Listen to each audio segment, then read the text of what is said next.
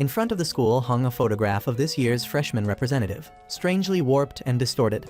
No one had tampered with it. It simply turned out that way because the person in the photo was Keiteru, born with a body spiritually tethered to the supernatural. Years ago, he had been possessed, and while losing control, he inadvertently hurt his friends. Fearing he might harm someone again, he voluntarily confined himself to his room, isolating himself from the world. It seemed he would remain that way forever. But fortunately, his childhood friend Aiko and her family stayed by his side, caring for and encouraging him. After considerable time, Keiteru finally returned and reintegrated into society, becoming the top scorer in the entrance examination. Aiko, ever thoughtful, found him a tutoring job, reasoning that a valedictorian teaching students made perfect sense. Having been disconnected from society for so long, Keiteru's social skills had deteriorated. Meeting strangers made him anxious and insecure. Thankfully, the interview went smoothly without any unexpected incidents. The only strange thing was that the student's home address led to Aiko's house. When he called someone out, he discovered the girl was Aiko's cousin who had just moved in to live with them. A coincidence almost too unbelievable. Keiteru had barely finished feeling relieved about this when he was immediately terrified as Aiko called the girl out. Her name was Yaoi, and she appeared very cute and adorable. But in Keiteru's eyes, things looked very different. Yaoi was shrouded in a pitch-black aura swirling around her, and the girl even pointed at his hand, saying something was wrong with it. At this point, Keiteru was certain this child was far from ordinary. Seeing Keiteru staring at her doll in fear, Yaoi squeezed its neck. What had been a lifeless object suddenly thrashed violently like a living creature, frightening Keiteru even more. After that little demonstration, Yaoi invited Keiteru to explore some haunted spiritual locations with her. He immediately refused, asking if she was tired of living or something. Keiteru turned to Aiko for help. But not only did she fail to stop Yaoi, she pulled out her car keys, dragged both of them into the vehicle, and drove like a speeding coffin down the highway, completely ignoring Keiteru's protests from the back seat. Soon they arrived at a public phone booth rumored to be haunted. Legend had it that a prostitute had died there. She was the most notorious gold digger in the area, draining wealthy men and sons of powerful families until they had nothing left. Consumed by resentment, they secretly followed and attacked her. She ran into the phone booth to call the police, but was trapped inside and lost her life. At the moment of death, she could not accept why such misfortune had befallen only her, so she began haunting the entire area, attacking anyone who called the booth's number. Aiko had even found the number online. Just as she was about to dial, Keiteru snatched the phone away. He desperately wanted to go home, but seeing the eager expressions on both their faces and fearing they might encounter danger, he reluctantly offered himself as bait. The moment the phone stopped ringing, all three watched as the receiver inside the booth fell on its own. A shrill voice came through, urging them to hurry, and then a bloody face and hand appeared on the glass. While the two adults stood frozen in fear, Yaoi opened the booth door and threw her stuffed rabbit inside. Before their eyes, the rabbit inflated and then exploded, blood splattering from it as if it were alive. Witnessing this, they scrambled into the car and fled without a second's hesitation. Only Yaoi felt something was off. From her perspective, the dark energy within the doll had dissipated, as if it had been destroyed. After that incident, Yaoi finally settled down to study and go to sleep. Come to think of it, the girl was truly pitiful. She had lost both parents in an accident, and Aiko's family had taken her in afterward. To ordinary people, it was just an unfortunate accident, but not to Yaoi. The day before the tragedy, her mother had taken her to the hospital because of a strange condition where her pupils seemed layered on top of each other. Yaoi frequently saw bizarre things, but did not know what they were. The doctors could not figure out what was wrong with her eyes either. They could only continue examining her over time. The next day, when the family was heading to an amusement park, Yaoi saw a black aura ahead, followed by a truck barreling toward them. Behind the driver was a dark shadow wearing an extremely sinister grin. When Yaoi regained consciousness, she received the news that her parents had died. From that accident onward, her spiritual abilities fully awakened. Yaoi also realized that what she had been seeing were ghosts. In the final moment before losing consciousness, she had seen an even larger, more malevolent spirit seizing her mother and taking her away. At the funeral for both parents, Yaoi saw only her father's spirit. There was no one where her mother should have been. The girl knew what she had witnessed was real, and so Yaoi began her journey to find the evil spirit that had taken her mother. Learning all of this, Keiteru felt sympathy for her and wondered if there was anything he could do to help. The next day, Yaoi invited Keiteru on a date. But in reality, she led him back to the phone booth from before. The girl found it strange. When she looked into the booth, she saw no one. The malevolent spirit only appeared when Keiteru called. Yaoi decided to use him as bait and, for safety, even made a Jizo statue for protection. Yet the moment the phone rang, the ghostly face appeared again. It ignored the statue's power and dragged Keiteru inside, intent on taking his life. The statue did have an effect, but Keiteru's spiritual magnetism was so strong that the spirits overlooked their pain and fear just to get to him. Seeing this, Yaoi pulled a crowbar from her bag and pried the door open, then grabbed the Jizo statue and smashed it into the phone booth, severing the device's cord. Only then was the evil spirit subdued and Keiteru released. In the car, Aiko laughed awkwardly to brush off the incident, but Keiteru still did not feel safe. The chill running down his spine was unsettling. Behind him, Yaoi was strangling a teddy bear, inside which was the haunted telephone receiver. Back home, Aiko made a cake to celebrate their successful expedition, and only then did Keiteru finally feel safe. However, Aiko pointed out that although Keiteru seemed afraid of ghosts, he never resisted too strongly and was actually quite proactive in approaching them. Humans have a peculiar psychological tendency to be drawn to what frightens them. With Aiko's observation, he finally recognized this about himself. More importantly, Keiteru could not help but wonder why the ghosts only came after him while none appeared around Yaoi. Could it be that they feared or even avoided her? How could Keiteru possibly know that Yaoi, a mere child, was using an ancient gu-rearing technique on the very demons she had captured? Perhaps the girl intended to create a powerful demon to assist her in battle, should she ever confront the evil spirit that took her mother. The next day, Keiteru returned to tutor Yaoi. The girl was quite cooperative, quickly completing all her assigned homework. Of course, once everything was done, she pulled out a list of haunted locations and tried to drag him along again. As always, he refused, claiming he was busy, hoping Aiko would back him up. But she only fanned the flames, teasing him to just admit he was scared instead of making excuses. This time, Keiteru was telling the truth. He had to visit his grandmother's shrine for a periodic purification ritual. His spiritual condition was like a chronic illness with no permanent cure. It required treatment at regular intervals. Hearing this, Yaoi's interest was piqued, and she insisted on coming along. If Keiteru refused, the girl might just strangle him and send him straight to meet his maker. Naturally, Aiko joined the trip as well. The three of them drove through the night. The shrine was quite far, requiring at least an overnight drive to reach. Along the way, they stopped at a familiar roadside restaurant to eat and rest before continuing, as Aiko's curiosity about the supernatural would not let them pause for even a moment. By the time dawn broke, the shrine Keiteru had mentioned finally appeared before them. Before they could take a good look at it, an angry shout rang out demanding why he had brought that filthy thing here, followed by a basin of water splashing directly into Keiteru's face.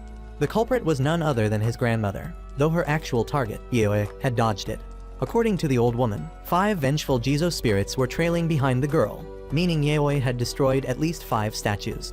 With an innocent expression, Yaoi recalled and corrected her, not 5, but 7.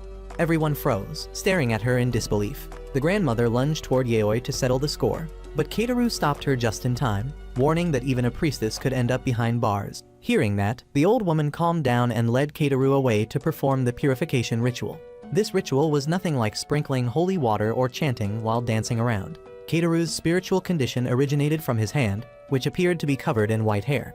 In truth, those were nerve fibers that had somehow broken through his skin and grown outward. His grandmother had to carefully trace each strand with a sharp blade and cut them away to prevent wandering spirits from tormenting her grandson. Outside, Yaoi listened to Aiko explain and came to understand Keiteru's condition. It was truly bizarre. The world was full of things science could not explain. When grandmother and grandson finished the ritual, Yaoi and Aiko had gone out to buy drinks and snacks. Yaoi bore no grudge over the earlier outburst. Instead, she personally handed water to the old woman, who had expended considerable energy. Then the girl walked over to the container filled with the severed spiritual sinews from Keiteru, which looked like strands of onion in curry. Seeing that the child showed no fear, the grandmother began telling her about the shrine's history.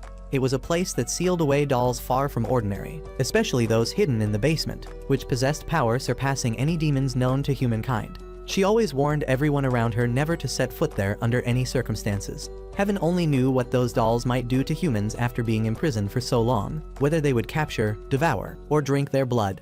While uttering these chilling words, the grandmother did not notice Yaoi looking elsewhere.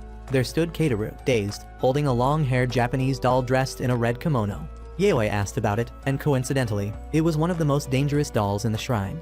Yaoi immediately stood up and informed them that Keiteru had been taken. The grandmother's power was too weak to fully suppress the entities. Without another word, the girl grabbed a sacred sword and left. In the storage room, the once lifeless dolls now had eyes glowing bright blood red. Keiteru lay in the center, clutching the kimono-clad doll. It was forcing its hair down his throat. Keiteru regained awareness and struggled desperately, trying to pull the hair out, but it would not budge. The harder he pulled, the deeper it went. Keiteru despaired, believing his life was about to end. Just as he was losing consciousness, a familiar figure appeared. Yaoi drew the sword and slashed through the hair, then drove the crowbar into the doll's body to pin it down before plunging the blade into the floor. She stepped back, took a running start, and kicked the sword's hilt with all her might. The blade came down like a guillotine, severing the doll's head from its neck. Yaoi glared at the remaining dolls around her, warning that if they ever harmed another human, she would behead them just the same. They seemed to understand and fear her words. Their glowing red eyes, once brimming with malice, instantly returned to normal after her threat. By the time Aiko and her grandmother arrived, the ordeal had already ended without further incident. Keitaru knew his own carelessness had caused the incident. Without Yaoi, who knows what would have happened.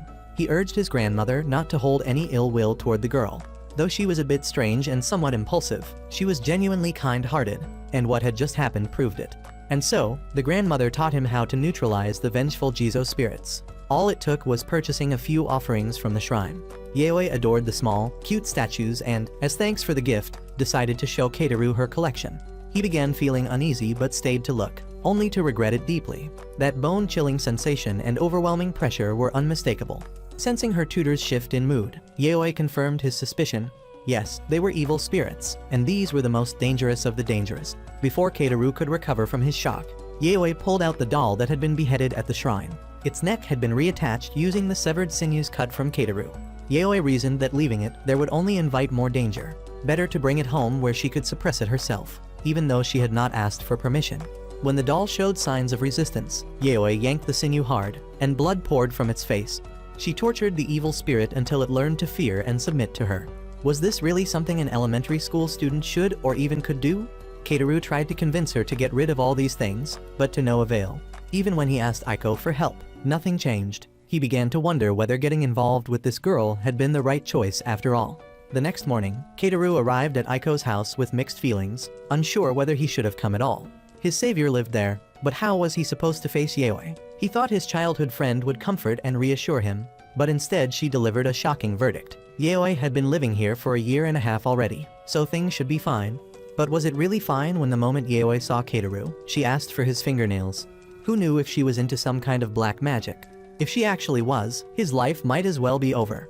No matter how much he refused, Yaoi kept pestering him relentlessly. The girl even abandoned her homework just to beg for a fingernail. Sensing things were getting out of hand, Aiko pulled out a magazine featuring famous haunted locations. Naturally, they were all rumored to be possessed.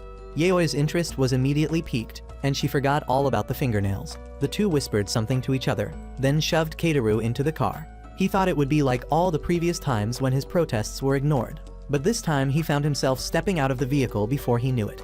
Keitaru was determined to have nothing more to do with spirits and the supernatural. What if one day he got possessed again and hurt someone? Just thinking about it filled him with unbearable fear. Aiko and Yaoi, watching from inside the car, seemed to recognize his resolve to escape the spiritual world and decided not to force him anymore, embarking on their journey alone.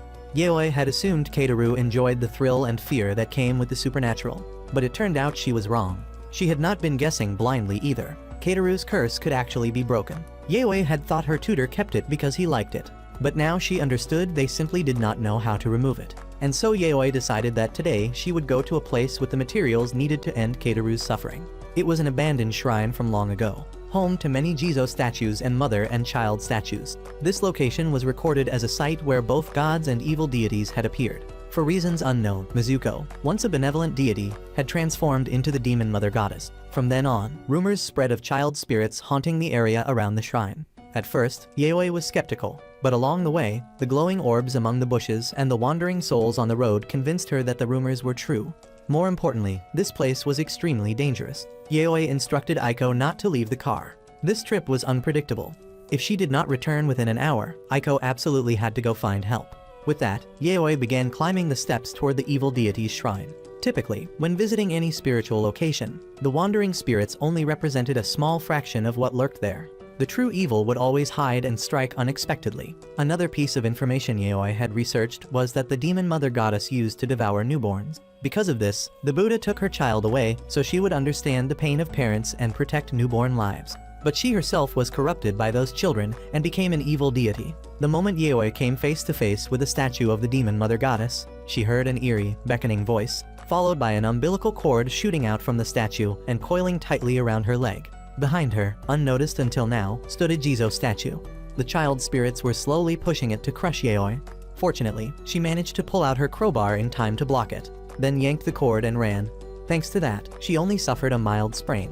What had bound her leg was actually just a vine that the evil deity had made appear as an umbilical cord through illusion.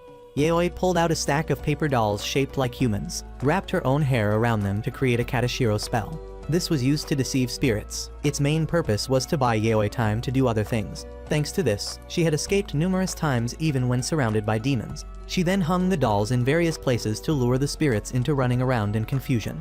Applying the principle that the most dangerous place is often the safest, Yaoi hid by the statue of the demon mother goddess. Down below, more than an hour had passed without Yaoi returning, so Aiko followed the instructions and went to find help. The person she sought was none other than Keiteru. He was in a supermarket, about to buy some school supplies for Yaoi, when Aiko arrived with the news. Hearing that the girl was in danger, Keiteru could not stop worrying, but he tried to act indifferent, saying she brought it on herself by being reckless, so who could she blame? It was not until Aiko explained that Yaoi had gone to find materials to break his curse that Keiteru could no longer hold back and rushed straight to the shrine. Sure enough, using his spiritual constitution as bait, he immediately attracted a horde of demons chasing after him. Yaoi had just sensed something was wrong when Keiteru came running toward the shrine with an entire lineage of evil spirits on his tail. Seeing the girl, he devised a plan to run a large circle around the shrine, luring all the spirits behind him, then speed up and run toward her to carry her away. No sooner said than done, Keiteru sprinted forward at full speed. Without needing to be told, Yaoi understood the plan and coordinated accordingly. She swung her hammer hard against the statue and broke off a piece. Then she reached out and grabbed Keiteru's hand. At that moment, he was running faster than an Olympic champion. Below, Aiko had the car door open and ready. The instant Keiteru jumped in, she started the engine and floored it. The speed was a bit too much, and they crashed straight into a guardrail. So even though they escaped, the car was damaged. Who would pay for the repairs? Keiteru, of course. As he handed the money to the cashier, he wept silently in his heart. Following these two girls on their foolish adventures was beyond stupid. This month, he would probably have to starve himself to survive. Afterward, Keiteru carried Yaoi on his back toward home. He scolded her, asking if she even knew what danger meant, questioning why she kept throwing herself into it. Even in this situation, the girl remained defiant, insisting she would have been fine on her own. He could not deal with her attitude, then asked whether it was really worth risking her life just to break his curse. To Yaoi, it absolutely was. The girl remembered the moment her mother was taken and deeply regretted not being able to do anything then. Yaoi valued friends as much as family, so as long as Keiteru wanted to end his curse, she would do everything in her power to make it happen. She also explained why she had asked for his fingernails, pleading for him to trust her, promising she was not doing anything wrong or malicious.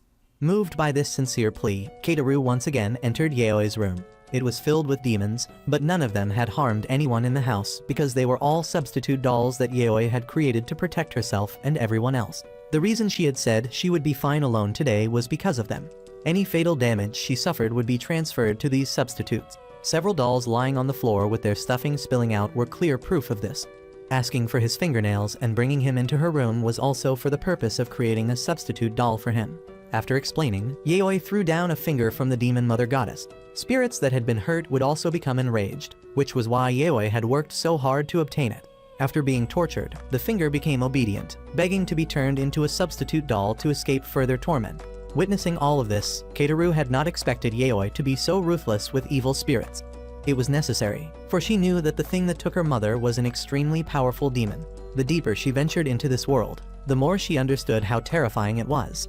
Yaoi needed to collect powerful spirits and continuously hone her combat abilities if she wanted to confront it. This was precisely why she had targeted the demon mother goddess. Although Yaoi and Keiteru had different goals, the outcome was nearly the same. To end his curse, they simply needed to kill the demon that created it. Obtaining the demon goddess would help both of them achieve what they wanted. Hearing this, Keiteru remembered Aiko, the friend he had dragged into this years ago, and his heart was moved. Yaoi, of course, also knew about this. While Keiteru was undergoing his exorcism, Aiko had shown the girl pictures of the hand covered in nerve fibers. With her keen perception, Yaoi noticed it was not Keiteru's arm. It was completely reversed. Part of his curse had been transferred to Aiko. The two of them together made up the complete curse, one hand each. This was another reason why Yaoi was determined to eliminate the demon that had put Keiteru in such a miserable state. The best course of action now was for all three of them to cooperate. Keiteru was still terrified of the supernatural and mystical. Getting involved might mean dying without knowing when. But only by diving into it would the chance to save Aiko appear. Seeing Keitaru hesitate, Yayoi thought he was worried that a college student constantly hanging around children might be misunderstood as a pervert. So she offered to explain things on his behalf. The girl was indeed clever, but she could not fully read an adult's mind. The next day, Keitaru and Aiko had to go to school for some errands, and Yayoi, bored at home alone, tagged along for fun.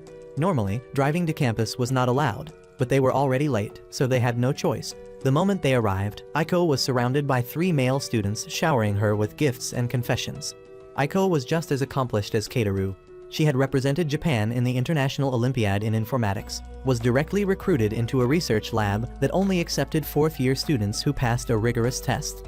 On top of that, she had many other impressive achievements. The more the male students listed them, the more people gathered, and those who had arrived first were pushed aside by the growing crowd. Seeing this, Yayoi was surprised at how popular her cousin was. Keitaru found it perfectly normal. She had always been this way. He watched Aiko, initially a bit flustered but quickly adapting and blending in.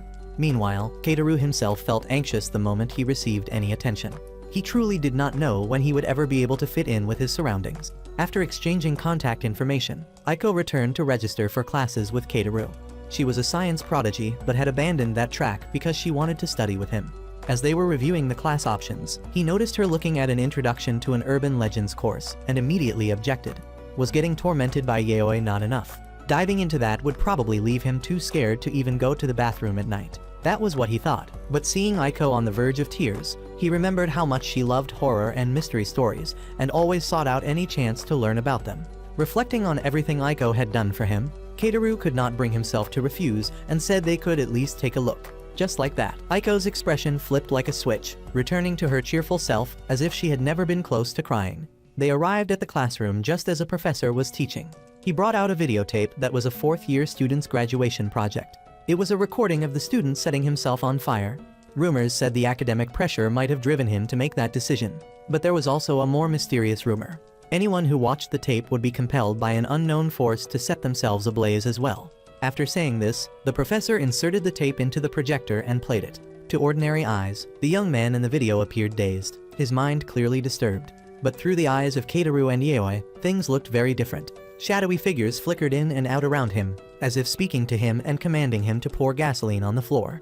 Then light the flame that would take his life. But even stranger, midway through, the person in the video was no longer the student but Keitaru himself, his body burning black beneath the flames while staring out with a ghastly smile.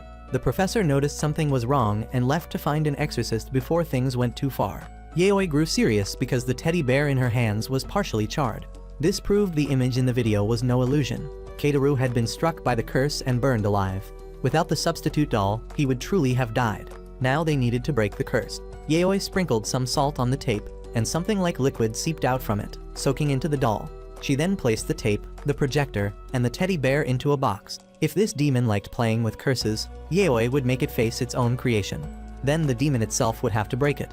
That was the plan she came up with on the spot. All 3 agreed this was the best approach. But when the video played, a flame suddenly erupted on Keitaru's hand. Aiko reacted quickly and splashed water to extinguish it. This showed the demon was fighting back, trying to kill Keitaru before it fell victim to its own curse and had to break it. This was truly a difficult problem. The demon Yayoi had brought was burned, proving it was weaker than the spirit in the tape and could not win. Yayoi had stronger demons in her room. They had to go back. She wanted Aiko to drive all 3 of them home. Keitaru immediately refused.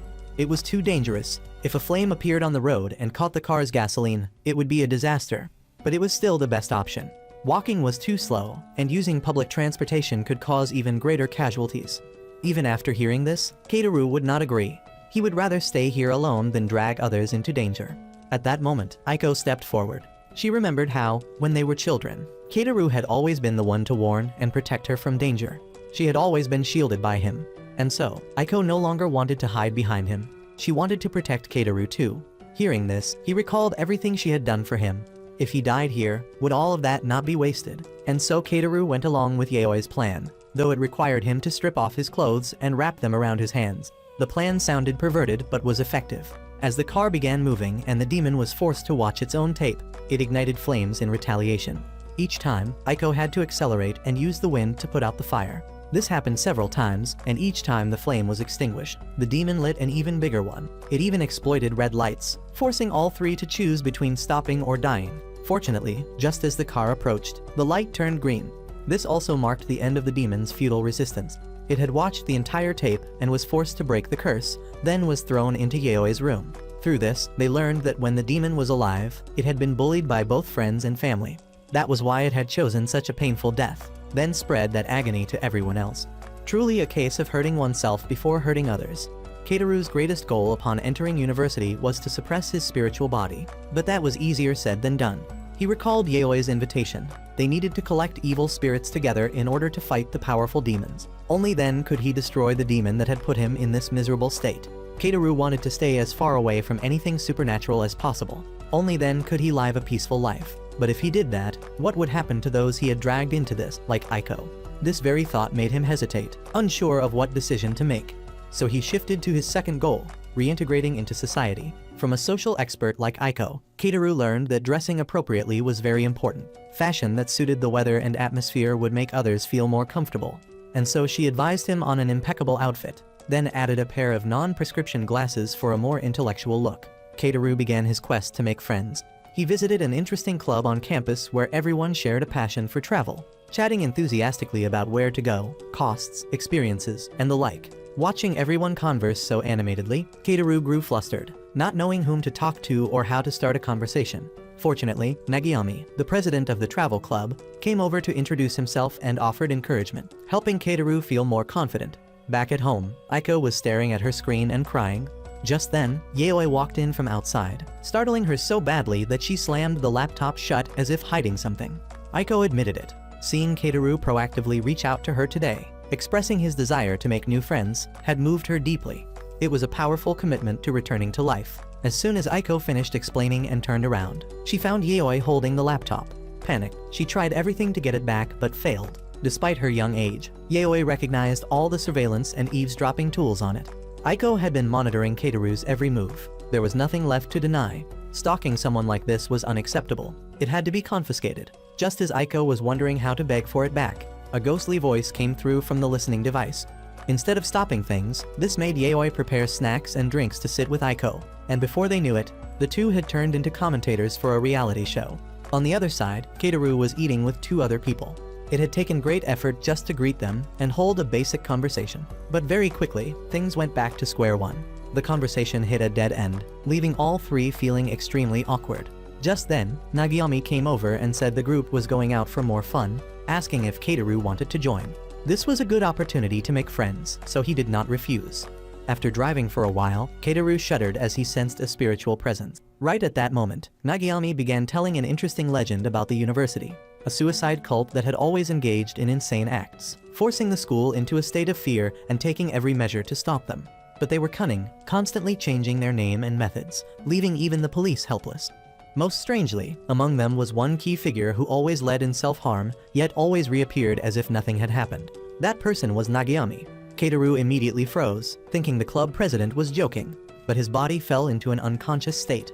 On the other side, through Yaoi's eyes, she sensed something was wrong. Nagayami was not just an ordinary madman. He was possessed by a demon. Time to go save him unless they wanted to spend money on a funeral. When Keiteru regained consciousness, he was inside an abandoned building.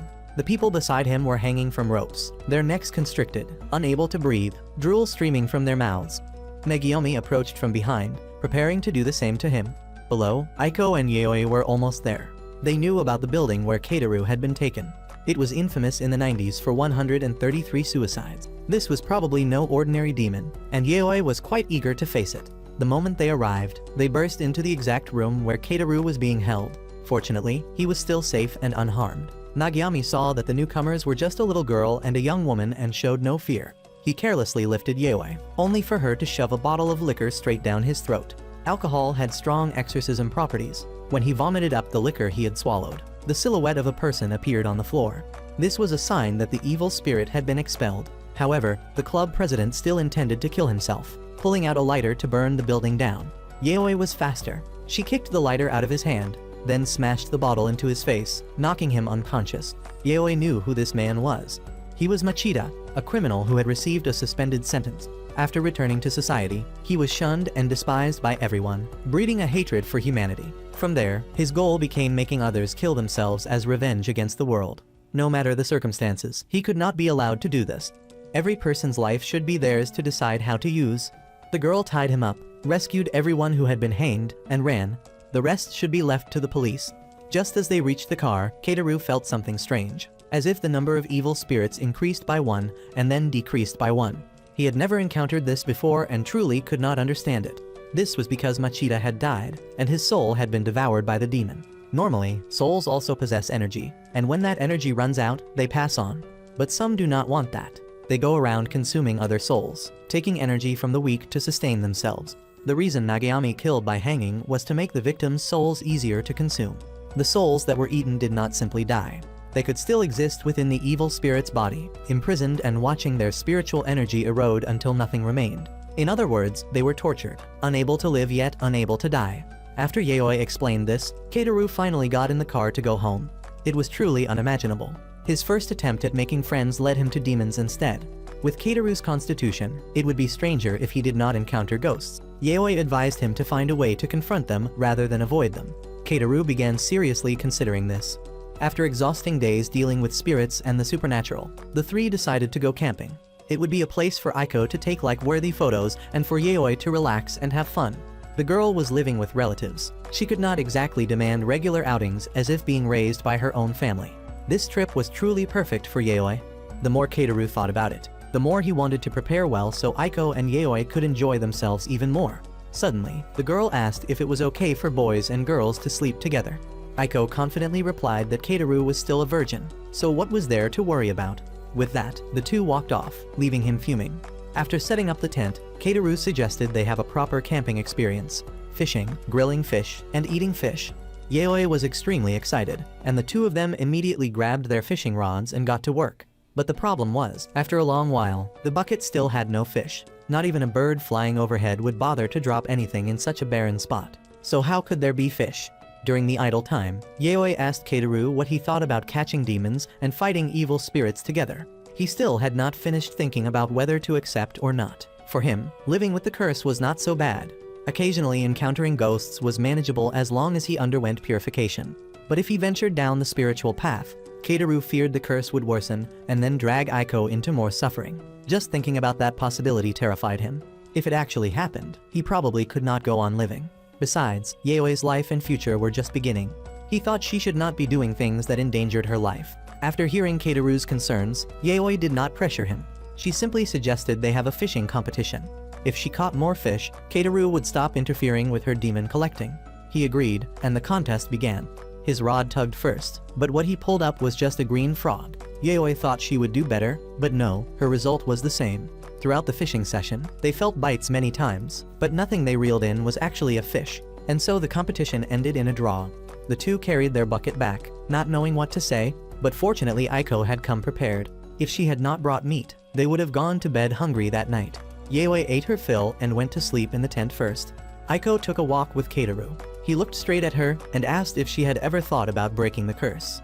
Aiko did not answer directly, but said that if she could be one with Keiteru, it would not be so bad. Why had she always thrown herself into the supernatural? Of course, she wanted to understand it, explain it, and then use science to break the curse for both of them. But Aiko's ultimate goal was nothing other than understanding Keiteru. Hearing this, he was stunned. If it were just for himself, breaking the curse did not matter much. But if it were for Aiko, that was different. He asked what she would think if he said he wanted to go to haunted places. Aiko was very important to him, and he really wanted to hear her opinion. Her face immediately flushed. As long as he did not go alone and always kept a distance where they could help each other, it would be fine. Once they understood each other's thoughts, the two were about to head back when Aiko saw someone's silhouette leap off the nearby bridge. She looked again and still saw the same scene, so she asked Keiteru if he saw or sensed anything from the bridge. He said no, making Aiko think she was hallucinating. But while she was sleeping, a dark figure rose from the water onto the shore, entered the tent, and led Aiko outside. Keiteru sensed something was wrong and sprang up to follow. Aiko's eyes were vacant, as if she had lost her soul. Yayoi heard the commotion and woke up too. One glance told her that her cousin had been possessed. According to Keiteru, before the incident Aiko had mentioned the bridge. Based on the most basic scenario, there was a demon there that specialized in luring people to jump. Yayoi told Keiteru to lead Aiko to the bridge while she followed behind, ready to strike when the demon appeared. When attacked, it would seek a body to possess, and Keiteru was the most suitable target. At that moment, he would use a substitute doll to capture it, and then throw it into purifying salt. Everything went smoothly, but Aiko did not return to normal. She continued walking toward the bridge, intending to jump. Keitaru rushed over to stop her, but a swarm of arms appeared and dragged him down. Only then did Yaoi realize there was not just one, but an entire colony of evil spirits. Their target from the start was Keitaru. Aiko had merely been bait. Just as Keitaru was about to fall into the water, a rope held both of them back. Yaoi breathed a sigh of relief, then turned and splashed exorcism water to drive off the demons and rescue the teddy bear. It had been ganged up on and was in tatters, but at least they had captured one evil spirit, which would help Yaoi's demons recover. On Keitaru's side, he was carrying Aiko and trying to regroup with Yaoi when the evil spirits caught up from behind. He tried to pull Aiko's hand and run faster, but she yanked back. Beneath the water, demons grabbed his legs, trying to drag him under. As he struggled to lift his face to breathe, Aiko scooped up a handful of water containing a demon's eye and poured it down his throat. Keitaru fought with all his strength, grabbed the holy liquor from his back, poured it down his throat, then dripped it directly onto the doll to imprison the spirit. That made 2 demons he had captured. Reflecting on everything Yaoi had prepared, nothing had been excessive. Knowing the demon wanted them both to jump, she had tied ropes for safety in advance, then estimated the enemy's numbers. Yaoi's keen senses relied on sight, so her perception was weaker at night. But Keitaru had felt there was more than one demon. That was why Yaoi had prepared many rice-filled dolls. If there were many enemies, they would capture them one by one, then use their numerical advantage to fight back. Back to reality, Yaoi had also just captured 2 evil spirits. The enemy now had only 5 left, and she no longer had to worry about fighting them. The girl gave them a warning: either surrender by entering the dolls, or be absorbed. After a standoff, the demons knew they could not win and chose to surrender. Lining up 10 dolls, Yaoi began torturing them to find the one that had possessed Aiko. Even at the very end, it refused to submit, screaming to kill, kill. And so Yaoi had her demon executed. Only then did Aiko recover and return to normal. She did not remember what had happened, and the other 2 did not go into detail. What was not worth remembering did not need to be remembered. Aiko blamed herself for causing trouble for both of them. Keitaru did not see it that way. He was the one who had dragged others into this, but now he was no longer afraid. No matter what happened from now on, whenever Aiko was in danger, Keitaru would definitely be the one to stand up and protect her. No longer hiding in fear like before. He thought he had found what he wanted to protect for the rest of his life. Yet he did not realize that everything from start to finish had been meticulously arranged by Aiko. Additionally, Keitaru was quite curious about demons living in colonies. This was usually quite rare. Not every spirit could move freely, as they typically haunted a fixed location like Nagayami did. The exception was when a powerful demon appeared, forcing them to gather if they wanted to survive. At that campsite, Yaoi had vaguely sensed the presence of the demon that had taken her mother. Based on its shape resembling a sun in a world of darkness, it might be the most powerful demon in the night parade of 100 demons. Yaoi called it the Void. Perhaps the day they would confront each other was not far off, and Yaoi wanted to prepare more thoroughly for that moment. So the next day when they met, Yaoi immediately asked Keitaru to go demon hunting. He objected, saying that whatever they wanted to do, they should finish studying first. It was a bit of a mood killer, but studying was indeed important. Without it, the only future was collecting recyclables. After studying, Yaoi made a pendulum. He would use it along with his spiritual constitution to lure ghosts and demons, while she would do what she always did: beat them senseless, bring them home for ideological reformation, and give them another thrashing for good measure. There was no shortage of haunted locations in Japan. Wanting one meant finding one, so choosing a place to go was extremely easy. Keitaru was suppressing the fear in his heart and about to step outside when he saw Aiko waiting eagerly in the car. One look at her, and he could tell she was so excited she could barely speak. Keitaru did not want her going to such dangerous places, but because of their promise to always go together, protecting and supporting each other, he could not stop her. Furthermore, Keitaru remembered the extremely embarrassing experience from that morning. The thing was, the 2 of them had confessed to each other the day before, and he found it so cheesy that he did not know how to face Aiko. Then she stepped outside and told Keitaru he had to correctly answer what their relationship was before he could enter the house. There were even hints: reject the password for childhood sweethearts, longtime friends, or ordinary girlfriend. The part where Keitaru said he liked Aiko had also been recorded. He had no way to fight back and could only cooperate. Aiko even used that recording as her doorbell. Keitaru begged her repeatedly before she finally stopped. If he upset Aiko now, his life would become very difficult. Back to the location the group was heading to. It was famous for a female ghost that frequently appeared in various forms. Sometimes she wore white clothes drenched in blood, sometimes she carried a baby, sometimes she dropped straight down from above to scare people witless, and sometimes she crawled on all fours, chasing passers-by until they wet themselves in fear. In short, this place was associated with the image of a female ghost who did nothing all night but scare people, idle hands making mischief. The place was S Tunnel. Upon arrival, all three got out of the car and walked inside to give the ghost an opportunity to haunt them. Aiko brought a camera to document content for social media likes. Seeing her like this left Keiteru speechless. Suddenly, Aiko grabbed Keiteru's ear. This was the proper thing to do. Girls should be afraid of ghosts, but when Keiteru turned around, Aiko was standing quite far away, too far to possibly reach and grab his ear. Keiteru screamed in terror. Yaoi saw an arm and tried to catch it with the teddy bear but failed. It fled very quickly, though the ghostly aura still lingered. Neither of them could have been mistaken.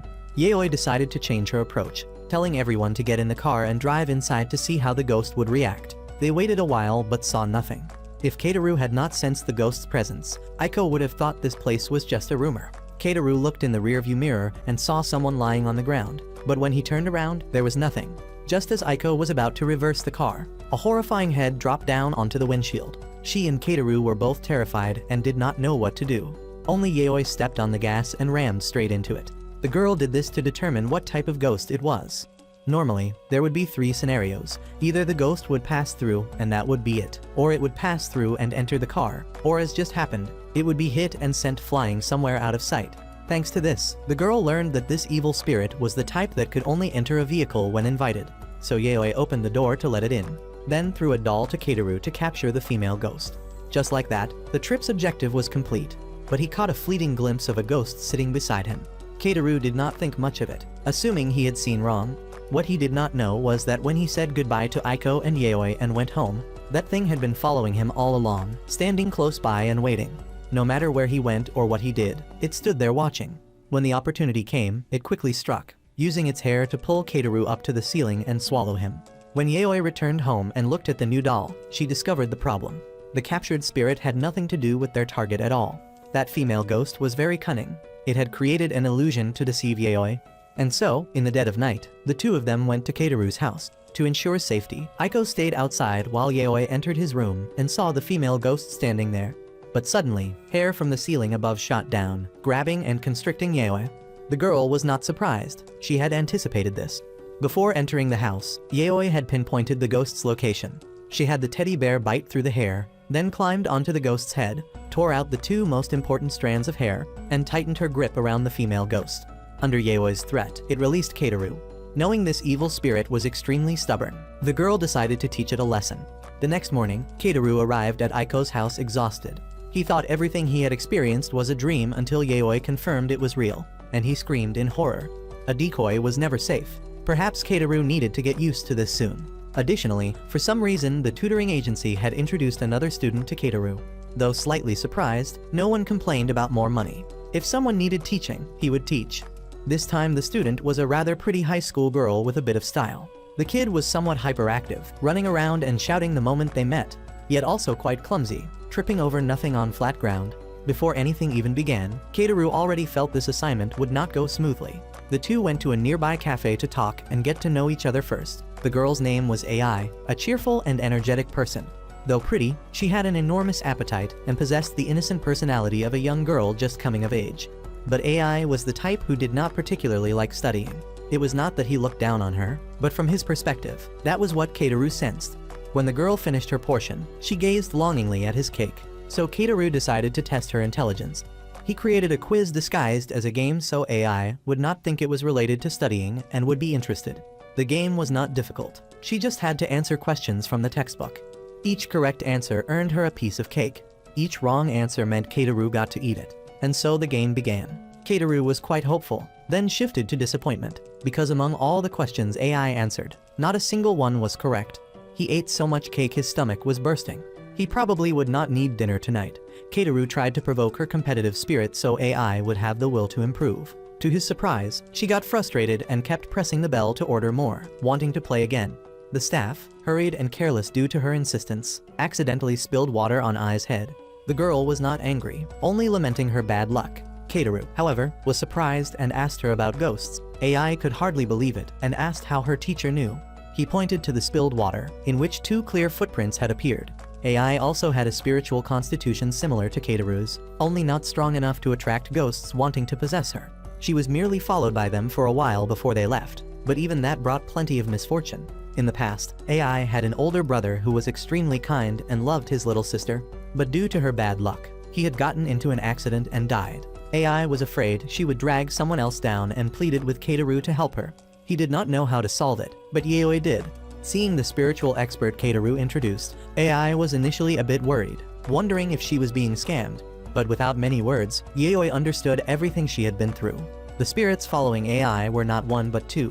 One was her brother, and one was a stranger. For spirits with no intention of harming humans, Yaoi used a gentler method to make them willingly stay instead of beating them into submission.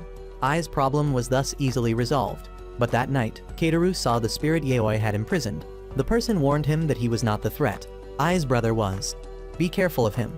Keiteru did not have time to ask for details before he woke up to Yaoi's phone call. Through it came the message that AI was in danger. Before she left, Yaoi had made her a substitute doll, and it was being strangled.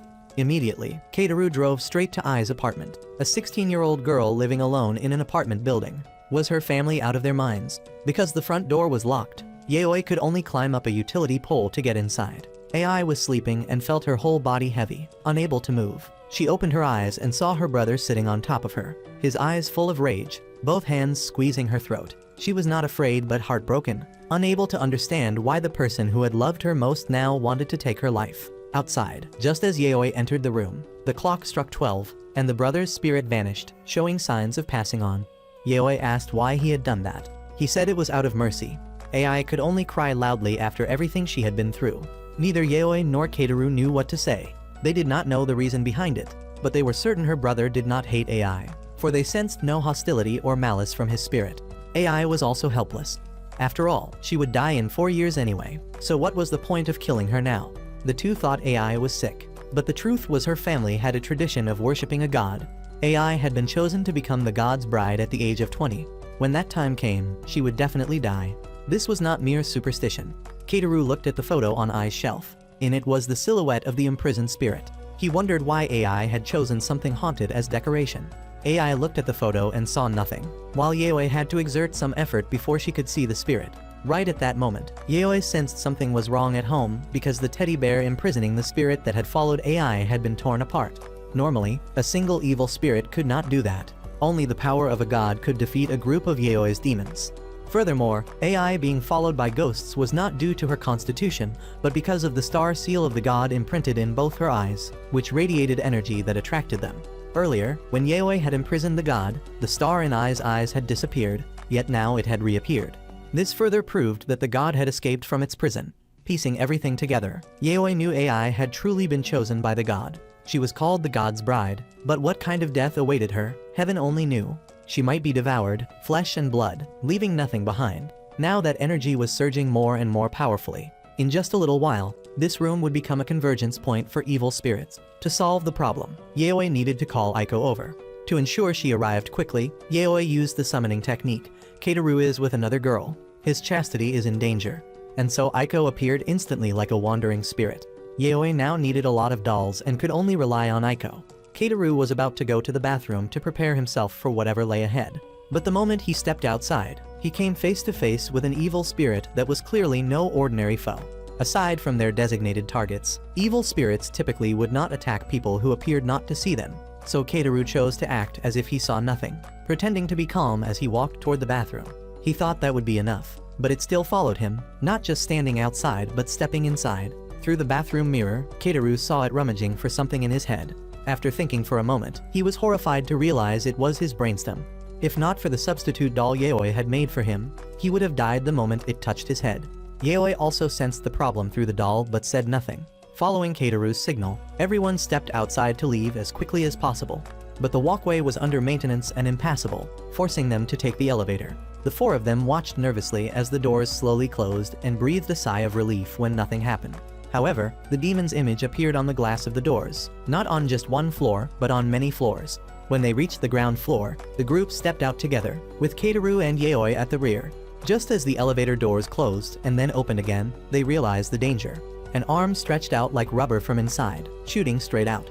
The demon swung its arm again, extending it further, aiming at AI. It seemed she would be grabbed, but unexpectedly the seal activated and deflected the hand, redirecting it toward Keiteru. He was grabbed by the leg and dragged backward. Yaoi witnessed everything and remembered Ai's lament about always being unlucky and dragging others down. That God had done everything to make her isolated. Ai also recalled the moment her family had kicked her out for being too unlucky, leading to her brother's death, and she rushed forward to grab Keiteru. Aiko also ran to help. But how could the strength of 2 young girls compare to a demon? Keiteru pulled Ai's hand away, apologizing and thanking her at the same time. At the last moment before the elevator doors closed, Yaoi managed to run inside. Ai panicked, crying loudly and pounding on the doors, trying everything to get in and save them, but to no avail. Aiko reassured her that everything would be fine. With Yaoi there, things would work out. The demon took both of them down to the lowest basement level of the apartment building. Outside, several lights flickered a few times before going out, and the demon's silhouette appeared. It reached out to grab 4 brains, and at the elevator, 4 spirits appeared. It only needed to poke 1 brain, and all 4 spirits screamed in agony. One of them touched Keiteru, pleading with him to step outside as the demon wished. From that touch, the memories of the victims whose brains the demon had taken and killed flashed before him. Through them, Keiteru learned that as long as they did not step outside, the demon could not do anything. Yaoi's mind raced. The girl handed the substitute doll to Keiteru, then shouted that the operation had begun. Keiteru did not understand at first, but after thinking for a moment, he got it. Yaoi knew the demon's target was Keiteru. If she, a mere child, rushed out, it would surely underestimate her and let its guard down. The girl moved from multiple angles, attacking while dodging the opponent's lunges. When Yaoi shouted the signal, Keiteru yanked the rope hard, wrapping it tightly around the demon's legs. From the start, it had always thought of itself as a hunter toying with its prey. Yaoi loved opponents like this because they never considered the possibility of their roles being reversed and thus never realized they were being led. The demon tried to grab the brains to command the 4 spirits, but was struck by Yaoi, while Keiteru pulled with all his might from behind. The elevator had been transformed by the demon inside the substitute doll into a demonic mouth. When the evil spirit was dragged inside, its life would end there. But Yaoi did not let the substitute doll kill the demon. She still needed it for something else. When the evil spirit's power weakened, the elevator could function again. Yaoi and Keiteru did not immediately regroup with the other 2, but went straight up to Ai's room. They had to cleanse this room, or the building would become a hotspot for hauntings and resentment. But Yaoi's method of cleansing made Keiteru shudder, even though they were on the same side. In the old days, people did not drive away crows with chemicals or any other means, but through a crueler method, making them witness fear. The 4 murdered spirits harbored deep resentment toward the evil spirit. If that hatred was not satisfied, they too would become evil spirits spreading misfortune and harming others. So Yaoi let them continuously tear at the demon's weakened spiritual form. Each time it was wounded, the divine light from the gods Yaoi summoned would heal it. The torture by the 4 spirits could last for decades. Yaoi would let them continue until they were satisfied and passed on. Only then would she deal with the brain-stealing demon. During its torture, many spirits came to witness the scene and fled in terror. That was the method Yaoi chose. After finishing there, the 2 went down to meet Ai and Aiko. Ai could not contain her joy and ran to hug them both, bursting into tears. Yaoi patted her shoulder, saying it was okay, let us go together. Hearing that, Ai flinched and refused. Were the 2 of them not in danger today because of her? Ai did not want misfortune to follow misfortune. She had endured enough on her own and did not need others to share her burden. Hearing this, Keiteru also thought of his own situation. Yaoi then told Ai that the demon was now imprisoned in her room. This was not a threat or anything else. Yaoi was letting Ai know that no matter what misfortune came, she would easily deal with it and lock it away. Besides, Ai had called Yaoi her senior. If she was a senior, then Ai had to listen. This was an order. Ai was deeply moved, and so the ghost hunting team gained a new member. The only thing troubling Ai was why her brother had wanted to kill her. She promised herself to find the reason behind it, no matter how painful. When they returned home, what awaited Keiteru, Ai, and Yaoi was a room covered in blood. They had known things would be bad, but they had not expected it to be this bad. What that god had done was truly horrifying. Ai and Keiteru were terrified, but Yaoi remained strangely calm. The girl was determined to teach him a lesson and make him pay for what he had done today. Right at that moment, he arrived again, and Ai immediately lost consciousness. He mocked Yaoi's actions. In his eyes, evil spirits were garbage. No matter how many she collected, garbage was still garbage. How could it possibly stand against a god like him? Yaoi felt contempt rather than fear.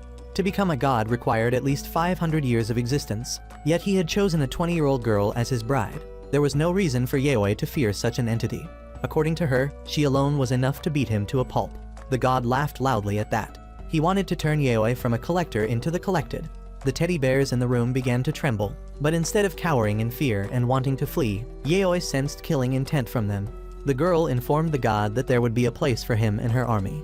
The god was not angered by the challenge. Instead, he possessed Ai's body and delivered a very clear message: I will wait and let you rebuild your forces once more.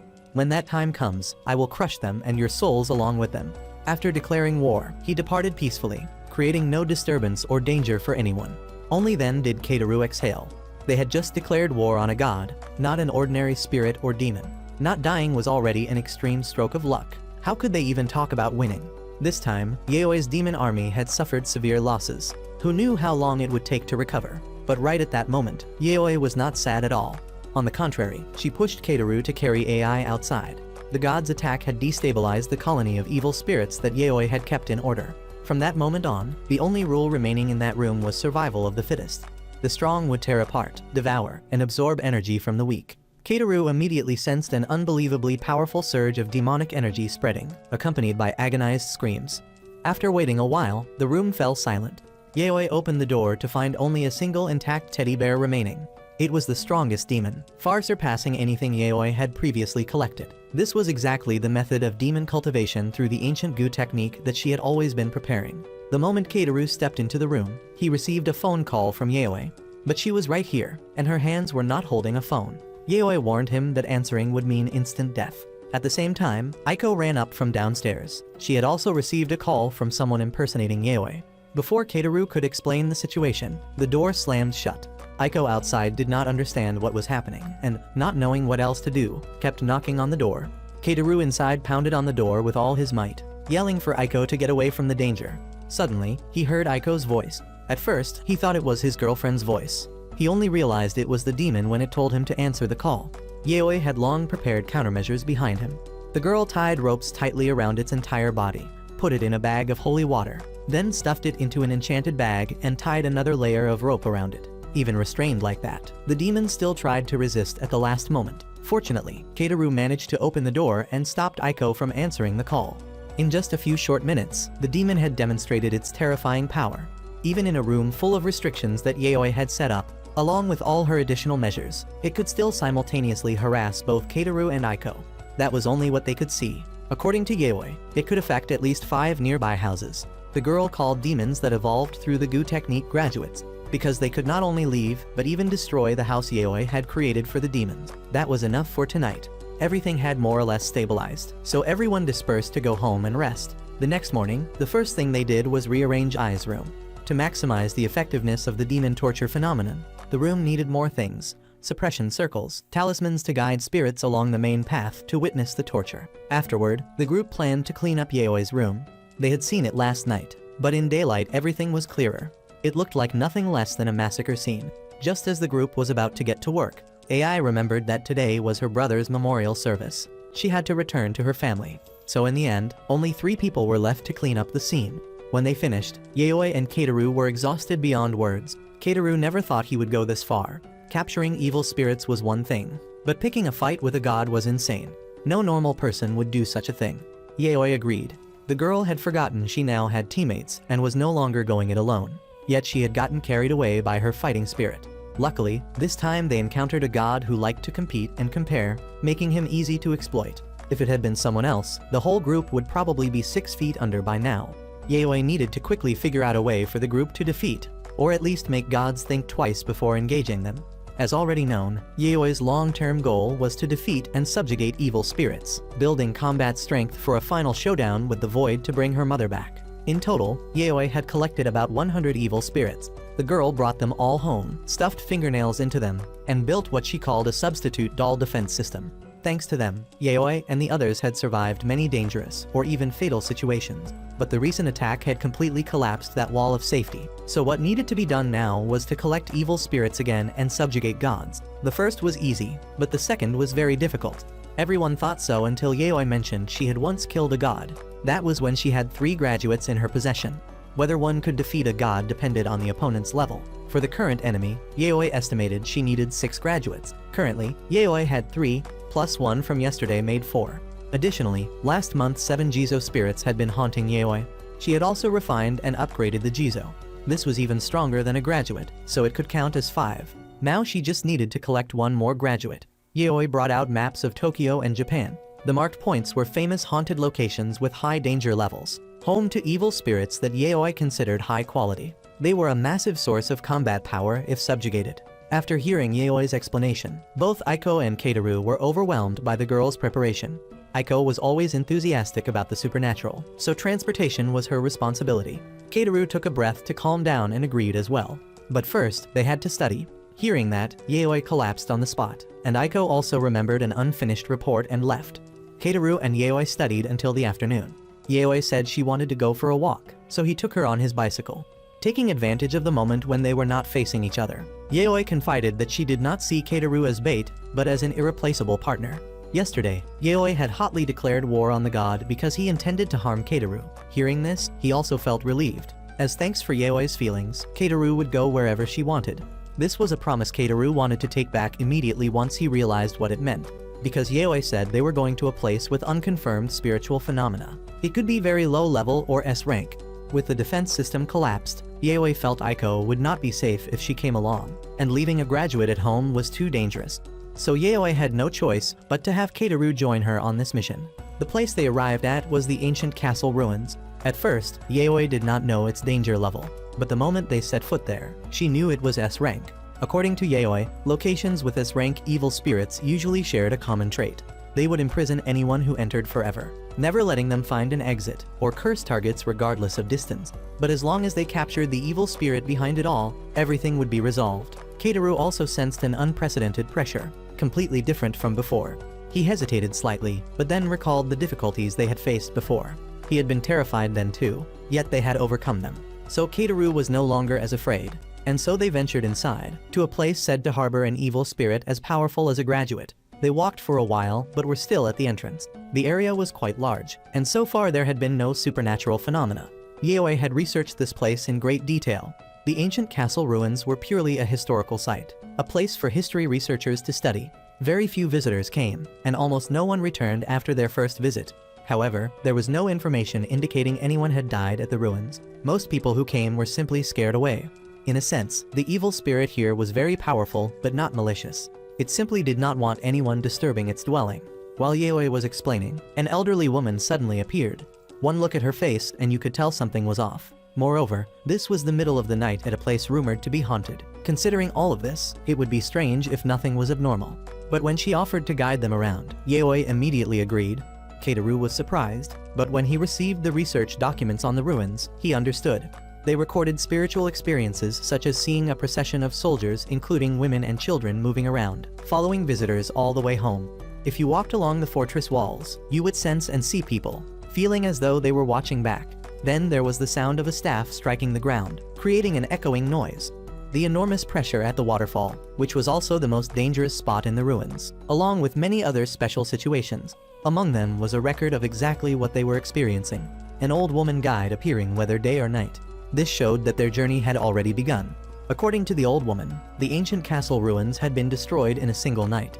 The enemy launched a surprise attack while the soldiers were fighting on another battlefield. There were a few thousand troops in the castle, but how could they withstand 15,000 enemies? The invaders refused to accept the people's surrender, beheading and executing them to crush the morale of the castle's defenders. A group of survivors, not wanting to be killed in front of their loved ones, gathered at the waterfall and committed mass suicide, turning the entire water flow around the area red. Hearing the tragic story behind it, Keitaru felt it was wrong for Yaoi to come here and capture spirits.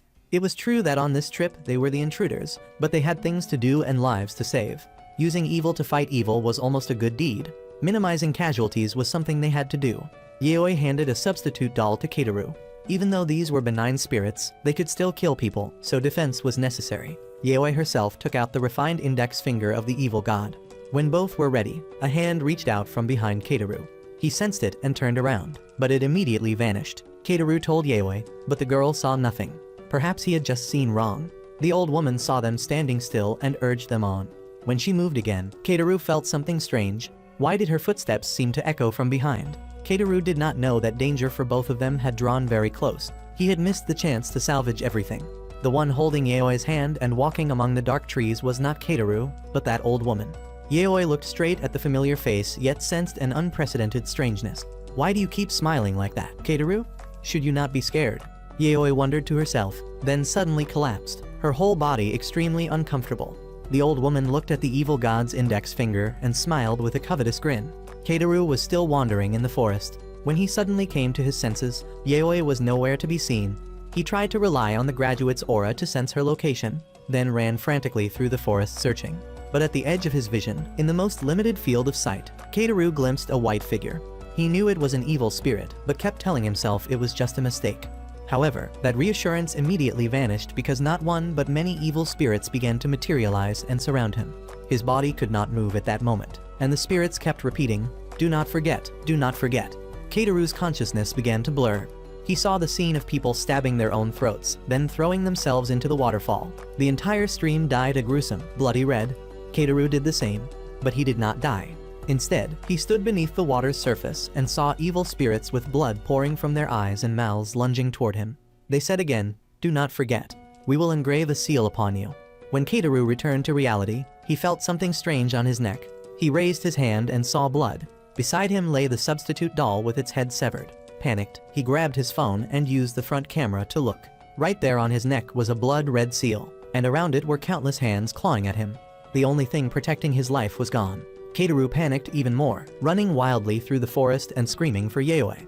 When the figure he longed for appeared, he dashed toward it and tumbled down a slope.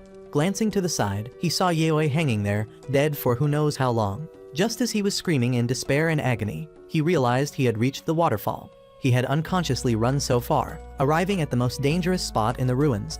On the water's surface, a reflection made him look up. He saw a severed head, fresh blood still dripping in a long stream into the water from the neck. Only at this moment did Keitaru regret being so careless, not assessing the situation before entering. Now he had been branded with a cursed seal and was trapped here, while Yaoi had died in vain. This was a hopeless situation with no chance to turn things around. But everything Keitaru saw was not entirely true. Yaoi's death was completely fake, because when the old woman's spirit tried to attack her, the evil god's index finger had fought back and stabbed it in the eye. At that moment, Yaoi had truly lost consciousness, but the finger had acted on its own to defend her. Furthermore, Keitaru's grief-stricken and desperate screams calling her name had awakened the girl. Yaoi woke up and immediately used the rope to lash repeatedly at the old woman's spirit and the demon controlling the illusions. After capturing them, Yaoi ran straight to Keitaru. As he approached Yaoi's corpse, the disguised demon revealed its true form. It grabbed him and tried to drag him into the air, where many skeletal remains were hanging.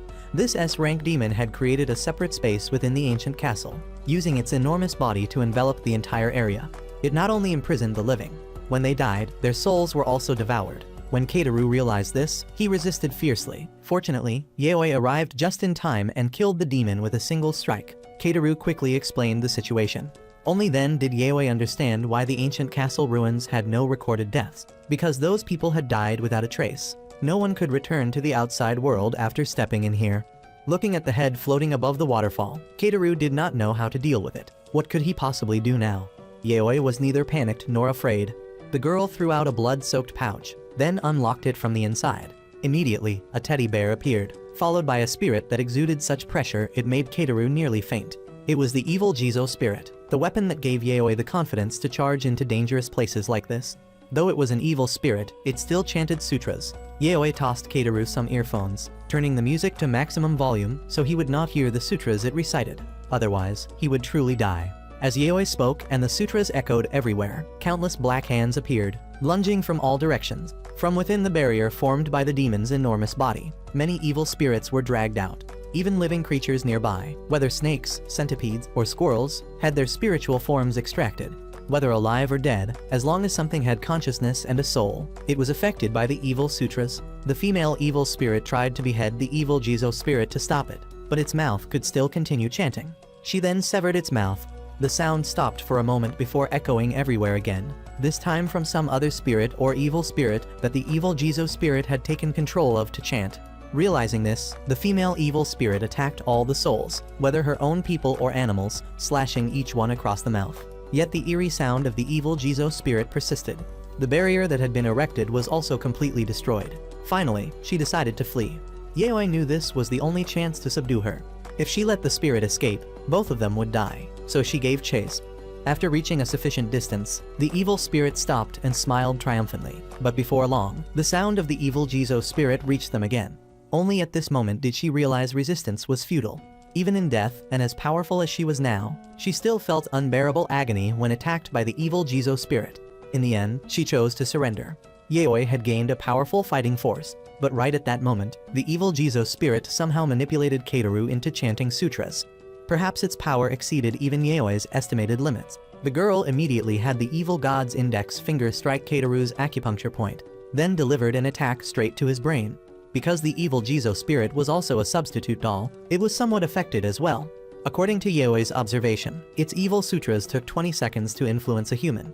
Within those 20 seconds, Keitaru had to seal it away while Yaoi did everything she could to disrupt the evil Jizo spirit's chanting. Thanks to this, in the final seconds, Keitaru managed to imprison it, surviving a near-death experience.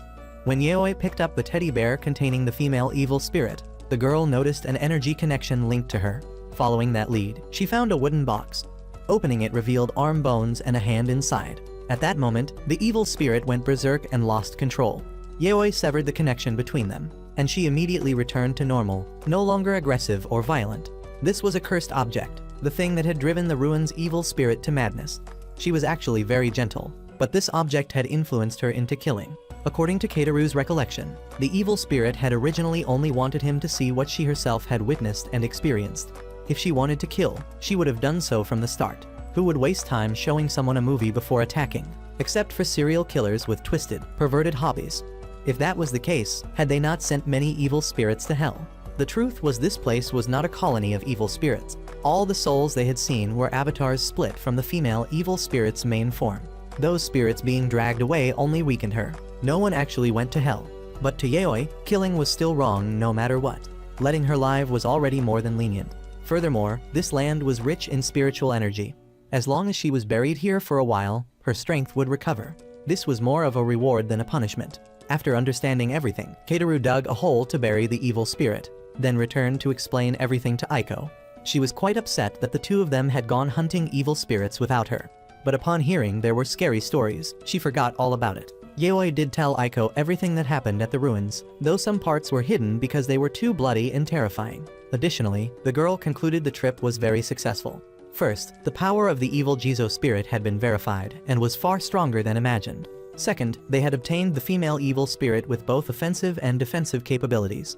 With such a powerful ability to split herself, Yaoi thought that searching for weak evil spirits to make substitute dolls was now unnecessary. With her around, there was no shortage. They just needed to create avatars whenever needed. Hearing this, Keitaru was speechless. They had gone through so much trouble to subdue such a powerful evil spirit, and she was already planning to exploit her without mercy. Should they not build some emotional connection first? Moreover, Yaoi already had plans to explore another S-rank location soon. Aiko was extremely excited because this time she would not be left out like before. Keitaru beside her turned pale as a ghost. They had just escaped one dangerous place, and now they were diving headfirst into another.